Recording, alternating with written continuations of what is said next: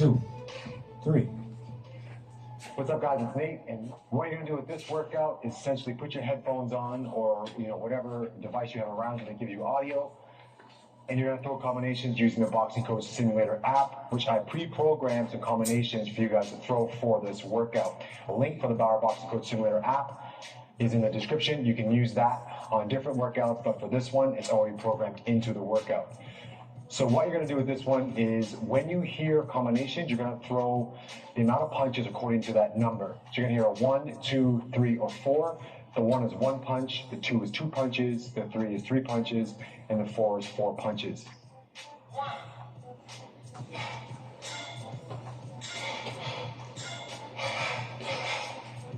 They're going to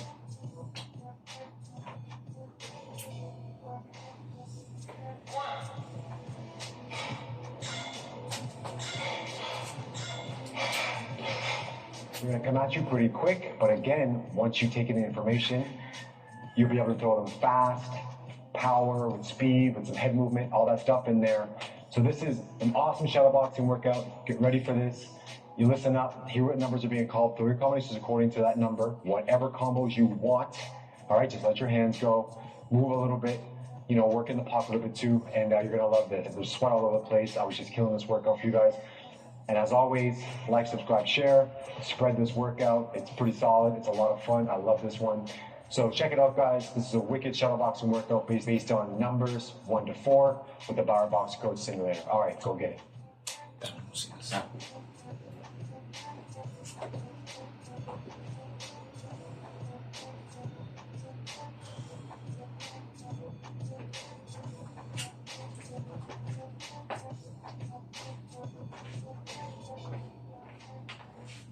Two, 3, 4. 3, 4, 4. 1, 2, 2. 1, 2. 3, 2, 3. 2, 3. 4, 1, 3, 3, 2, 2, 2, 3, 3, 1, 1, 2,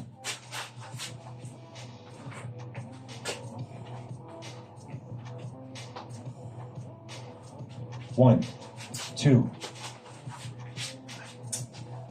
2, 3, 2, 3, 4, 1, 2, 3, 4, 2, 3, 2, 3, 4, 4, 3, 1, 2, 2, 2, 2, 1, 2, 3, 1, 3, 3, 1, 1.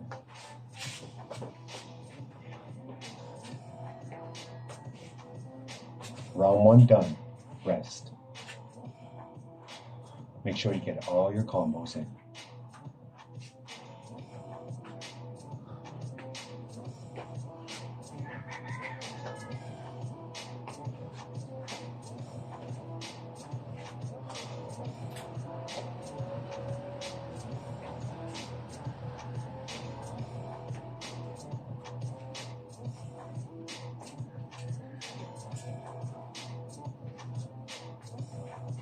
Round 2. 2, 2, 3. 1, 3, 3. 1, 1, 3. 2, 2, 2. 1, 2, 3, 4, 4, 3, 1, 2, 3, 1, 2, 3, 4, 1, 3, 4, 4, 2, 2, 3.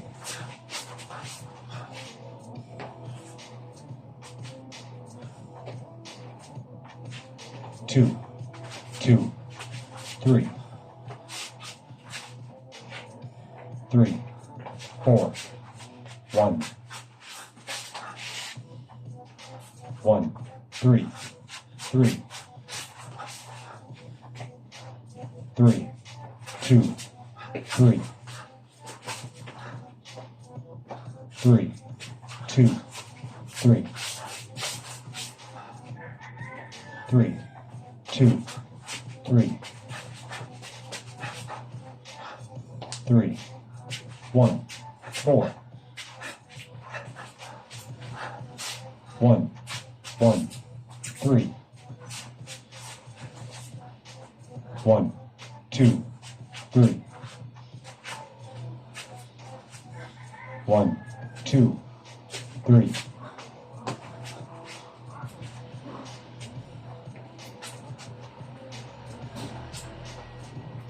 Rest. React fast and move.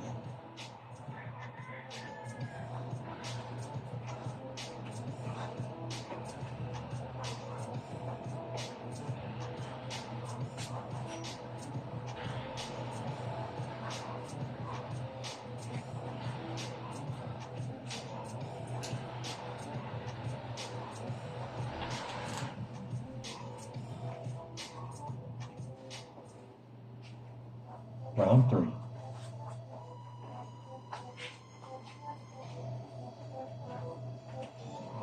Three, 4, 1,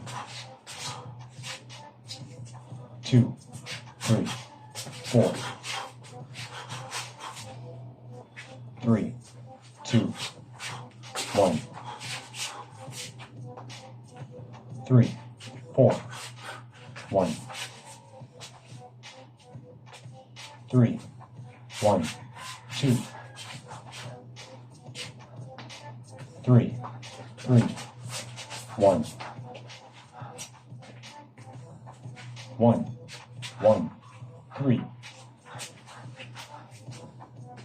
2, 3, 2, 1, 1, 3,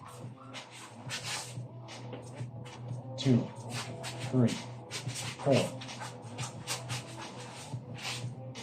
3,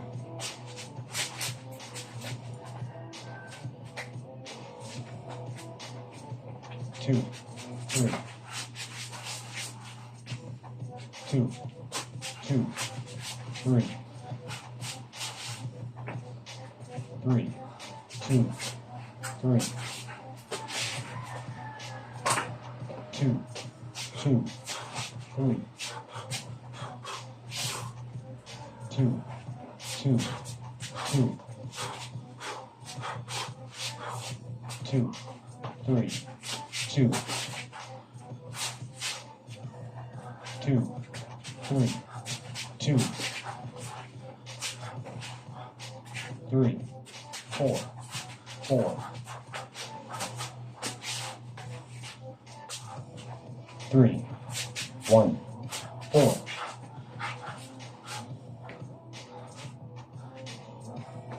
Rest.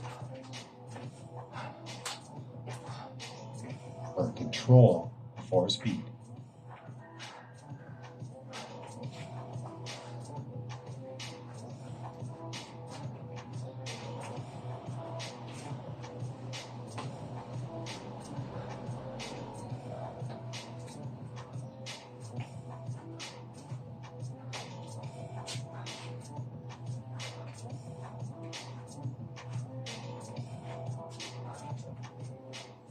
Round 4. 1, 2. 1, 2, 3. 3, 1, 2.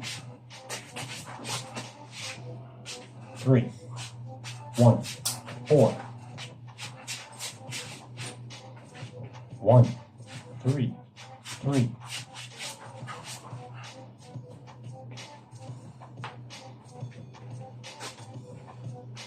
3, 2, 3. 1, 3, 3. 1, 2, 3, 4. 1, 2, 2, 3. 1, 2, 3. 3, 2, 3. 2, 2, 3. 1, 2, 3. 3, 1, 4. 3. Rest. Rest.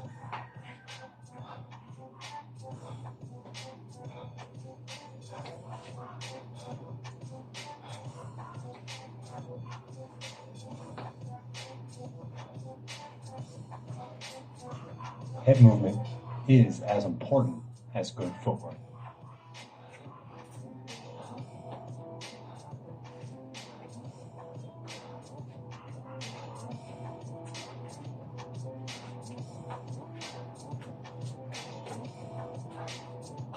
Round 5.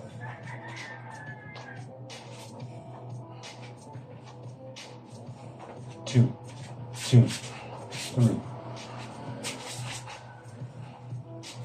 1, 2, 3. 1, 2, 3. 3, 4. 1.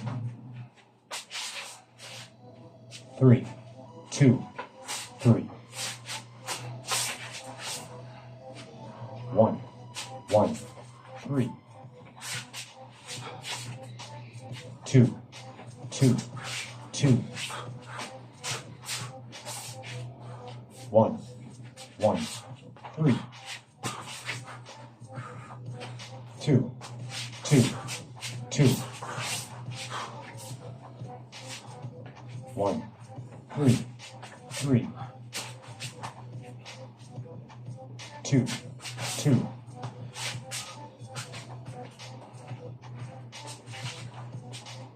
2, 2, 2, 3.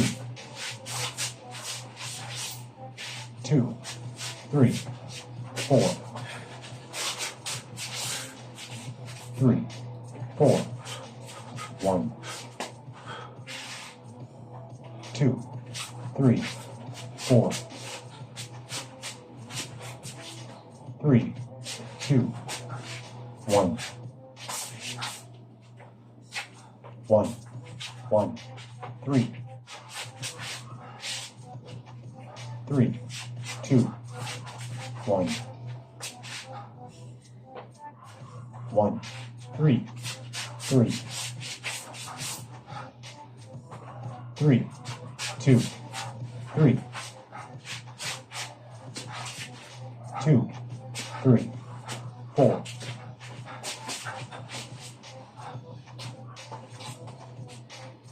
Rest.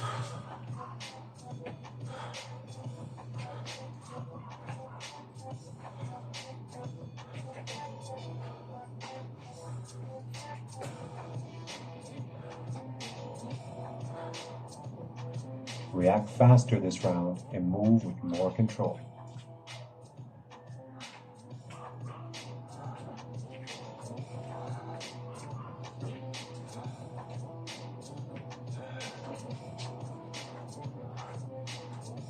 Round 6. 2, 2, 2, 2, 3, 2, 3, 4, 4, 3, 2, 3, 2, 3, 2, 3, 4, 4, 3, 4, 1, 1, 2, 1, 2, 1, 1, 3, 3, 4, 1,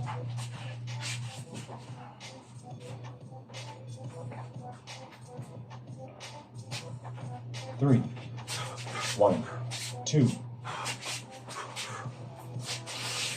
1, 1, 3,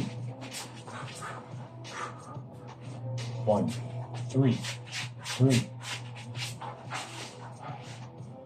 2, 3, 2, 2, 3, 4, 3, 4, 4, 1, 3, 3, 3, 4, 1, 3, 2, 3, 1, 2, 3, 2, rest.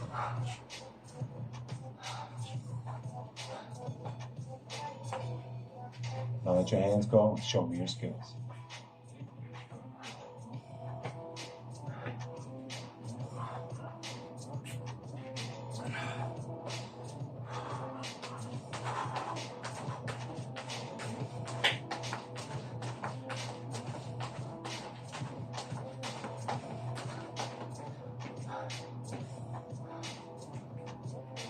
Round 7. 3, 4, 1, 1, 2, 3, 3, 4, 4, 2, 2, 3, 3, 3, 1, 2, 2, 3, 1, 2, 2, 3, 4, 3, 4, 4, 1, 2, 3, 2, 2,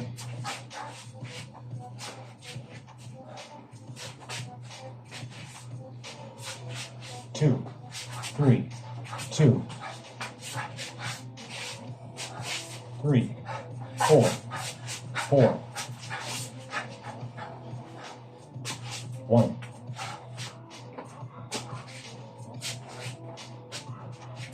1, 2, 2, 2, 2, 3, 4, 1, 2, 3, 2, 2, 2, 3, 1, 1, 3, 3, 4, 4, 1. You are legit, guys. You're killing this workout. Give me one more solid round. Round 8, one more solid round. Let's go get some.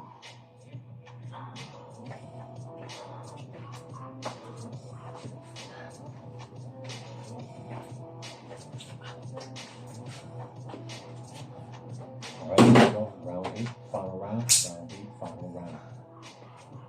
2, 3, 4. 2, 3, 4. 1, 3, 3. 2, 2, 3. 3, 2, 1. 1, 3, 3. 3, 4, 4. 1, 2, 3. 1, 2. 2, 3. 2. 3, 3.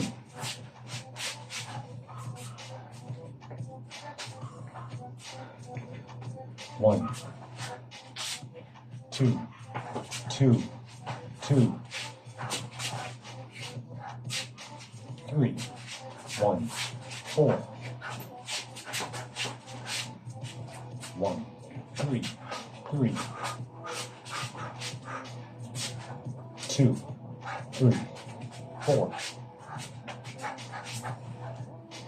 2, 3, 4. 1, 2. 2, 3. 2. 2, 2, 3. 2, 3, 4. 1, 3, 3.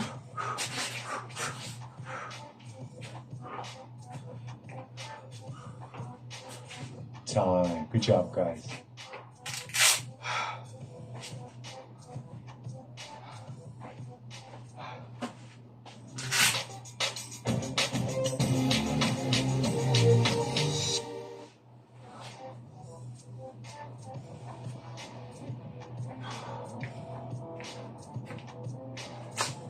About this before.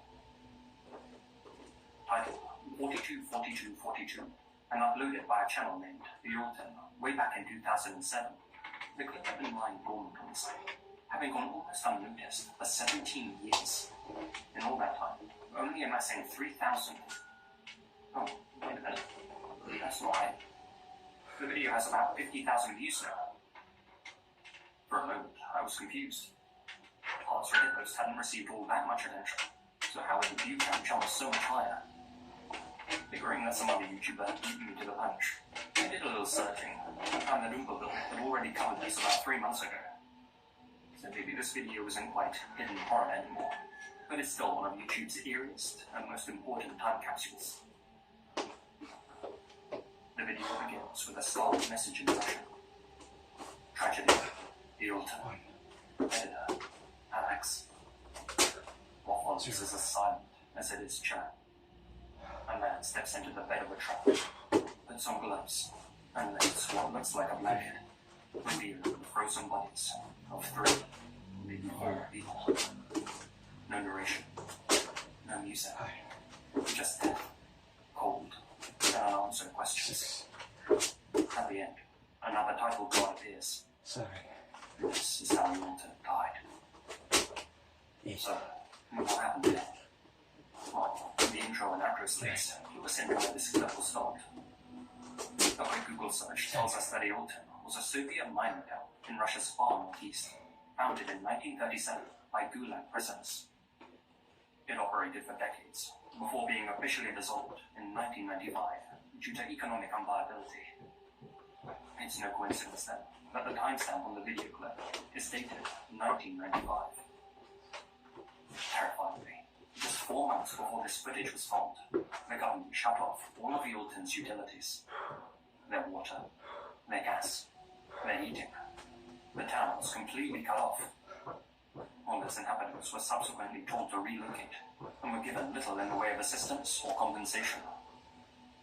However, not everybody was able to escape the order before the extremely harsh winter months took hold. Without heat, those who couldn't leave froze. Indeed, reading through the comments under the original video, the channel omitted some states. These are corpses that were found in the snow and in cold apartments in the village of Chugoka. The heating had been turned off since the fall, and there was no electricity either. And these are people who didn't have time to leave there. And the unfortunate reality is that these were probably only a handful of the people that the uploader found. Looking deeper into the channel, it becomes clear that the uploader was stationed in the order during its final days and was documenting the settlement's response to their abandonment.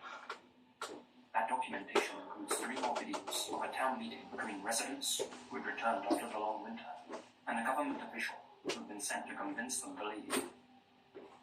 In the footage, 2 women are heard saying, "We'll leave, but where will we live? We spent our whole lives here. Here I have a flat. There I'll be homeless." The official replies, matter-of-factly, "But that's not my problem to solve. Can't you understand that?" Finally, one last video on the channel opens with the words, "And this is how Yulton burned." It shows how the village was incinerated following its liquidation, how the residents who didn't want to leave were forced to. The video may not be buried anymore, but it still feels like a ghost. A fragment of a forgotten place, captured in its final moments before vanishing from the map. And that's what makes this upload, and the others on the channel, so powerful. Not just their imagery, but the fact they still exist at all. The channel now stands as a rare piece of documentation about an event most people have never heard of. This isn't just about a mining town in Russia. It's about how easy it is for people, and their suffering, to disappear when no one's watching. It's about the cold efficiency of systems that shrug at human lives. And it's about the strange, accidental role a site like YouTube can play in keeping those stories alive. Because not all of history can be found in textbooks. Some of it's hidden in forgotten uploads, sitting in digital silence, waiting for someone to press play. 3, 4. The following is a post shared on r/confession, a place where anonymous Reddit users create threads 6. detailing their darkest secrets. I've read through hundreds of these confessional posts over the years, and let me tell you, 7. this one's a real doozy, and it's enough to make you question what's going on in the heads of anyone you come in contact with.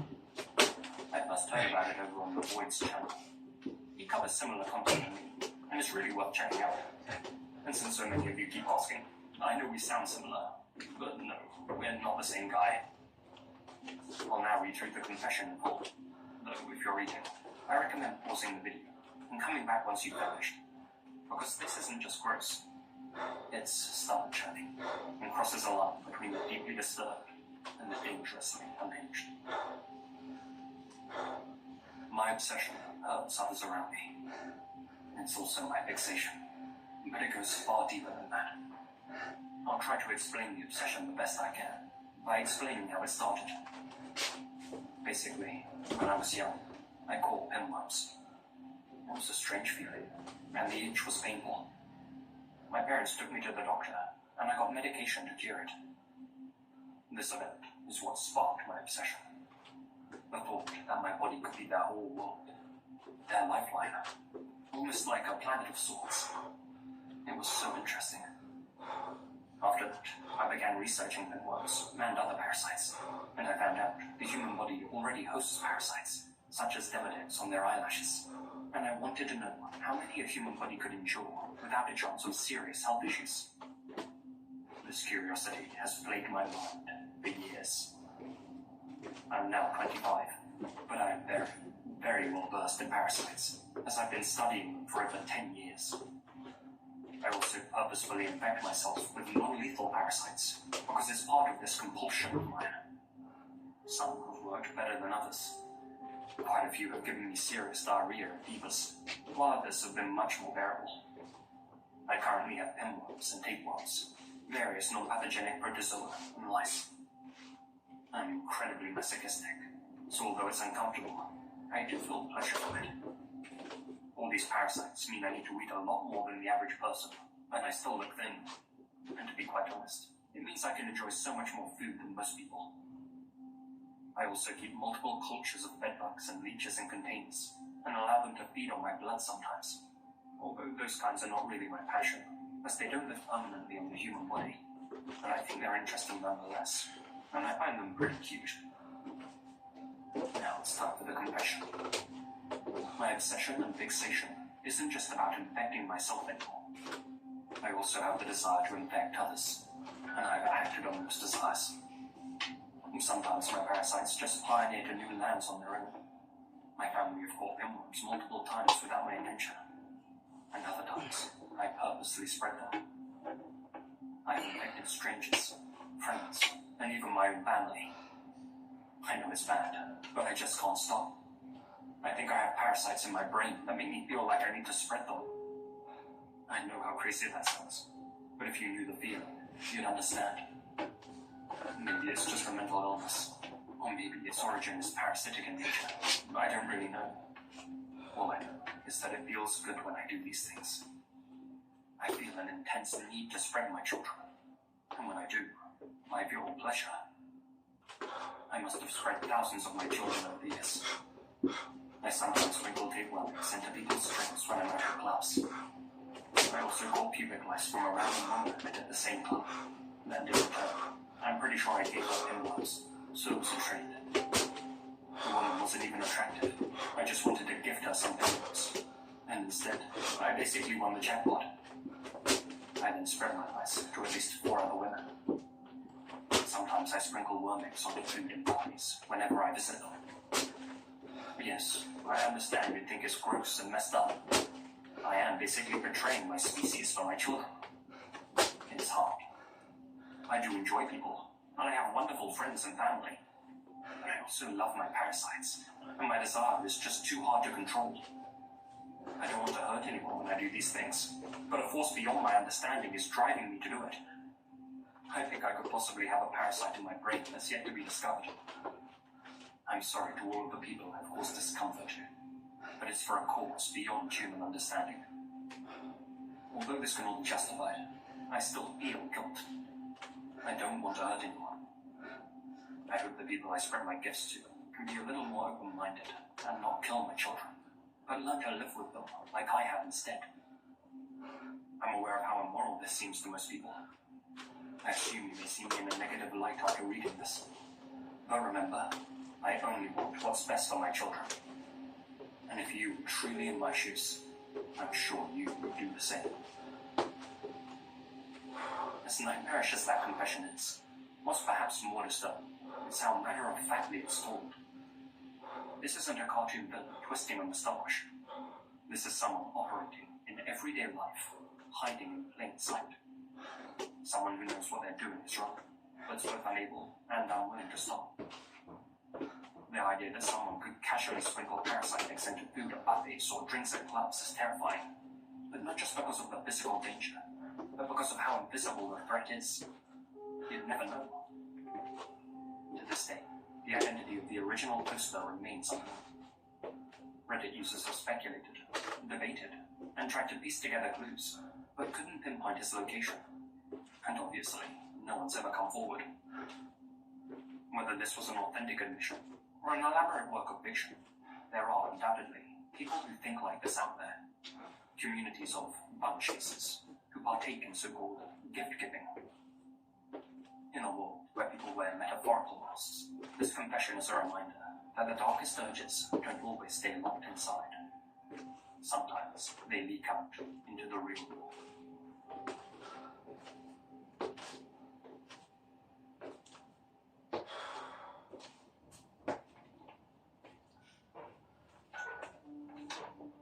A huge thank you to my supporters here on YouTube and over on Patreon. especially my biggest supporters: George Lopez, Ollie Lawrence, Alana Collins, Asia Mina, Alicia 1996B, Asriel Warakai, Adelstein Christensen, Colin Winsmer, Connor Lotham, Farewell Tattoos Jack FL, Gina Valera, Grace Salanchi, Hamish, John Stuart Miller, Misty Blue Longy, Nicole Church, DNS Mom, Terry Ford, and Syuki. Thank you guys so much for your continued support. Remember to hit that like button, and I'll see you all again very soon. Hello everyone, I think I've got a pretty good video for you today. We're doing our first submitted question. Thaddeus McMonster writes, "Great videos. Thank you. I would love to see one on the origin of the term boss as the enemy at the end of a level." It's an interesting question, so let's get started. It probably goes without saying, but just to make sure we're all on the same page, we're talking about the powerful monsters that usually appear at the end of levels. Generally speaking, they're significantly harder than other enemies, with more health and stronger attacks. They're usually unavoidable and must be defeated to progress the game. Heidi has asked about the origin of the term, but to do that, I think we also need to get into the origin of the concept. Luckily for us, the first video game boss is well documented, and it's older than you might think. In 1974, Larry Weisenbach and Ray Wood created a dungeon-crawling RPG called The Game of Dungeons. It was loosely based on Dungeons & Dragons and inspired by an earlier dungeon exploring game called Panic 5. The game would soon become more widely known by the letters D&D.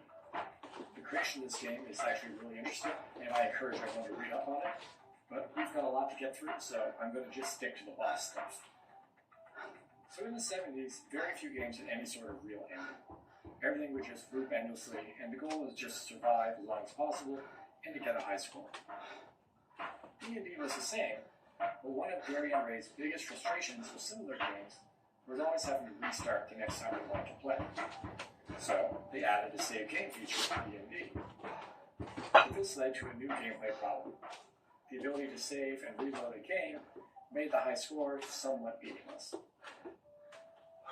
So they decided they needed a different objective. The game changed so that players had to get to the end of the dungeon, grab a magical orb, and get back in. They realized that getting the orb needed some sort of final challenge, so inspired by the iconic cover to the Dungeons & Dragons rulebook, they put in a golden dragon to guard. This was the first video game boss. Space shooters were the next place that we saw boss-type enemies. Games like 1980's Destroyer and Phoenix had more difficult enemies that would show up and challenge the player. They're a little different from what we think of today as game bosses, as these games tended to loop, so the player would end up fighting the same boss over and over and over again. 1980's Sasuke vs. Commander was a big step up for bosses. Mechanically, it was similar to other arcade space shooters, but it was themed around ninjas. The player had to fend off waves of shuriken-tossing ninjas until they could reach the boss. The various ninja masters each had their own special ninja techniques, such as using decoys, shape-shifting, and shooting waves of magical fire. It was here that we started to see the concept of levels each having a different boss, where each of them had their own unique challenge. Around this time, we also started seeing games like Donkey Kong or Sinistar that were named after the main antagonist. Bosses were getting more character and recognition over their faceless henchmen. Kung Fu Masters, released in 1984, continued this trend. The player had to fight through waves of regular bad guys to reach a more challenging boss. Again, each boss had their own unique strengths and fighting style, and had to be defeated before the player could proceed to the next floor. From this point on, the idea of a boss was well established, and within a few years, it would be a standard practice to have one at the end of the level or stage.